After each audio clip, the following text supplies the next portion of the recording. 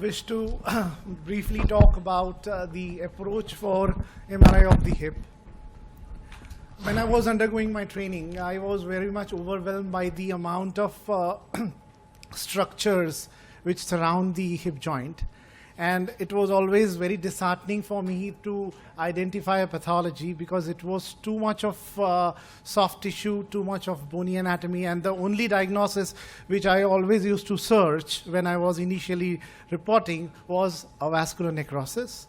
If I can appreciate some fractures, I was not at all getting into my mind what exactly I'm searching for.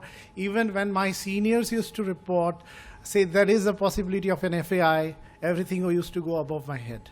The entire spectrum of diagnosis, differential diagnosis, have improved in a very significant way when we think of an MRI done in present day and the MRIs which were done earlier.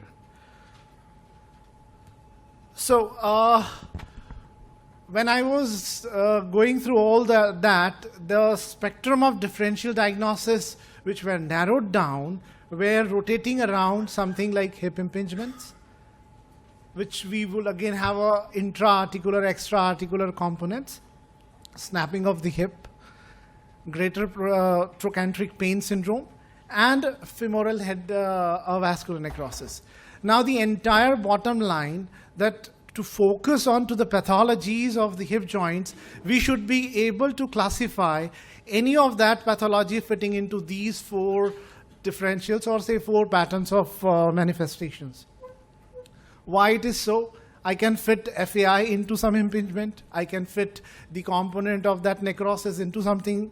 I can fit something of the soft tissue into a component which will be having indirectly or direct relationship with the hip joint.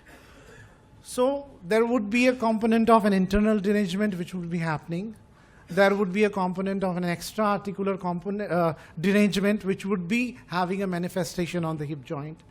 When we talk of the internal derangements, that would be having a association from the labroligamentous components, the chondral lesions, the malalignments, and some the synovial dysfunctions. The internal hip impingement is again one subcategory which will fall in it. The extra-articular components, which will be an external hip